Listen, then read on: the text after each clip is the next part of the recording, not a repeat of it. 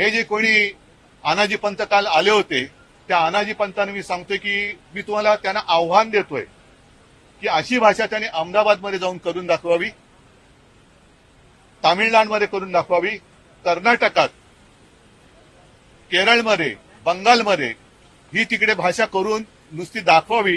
आणि भाषा करून दाखवायची नाही तर भाषा करून सुखरूप येऊन दाखवावं.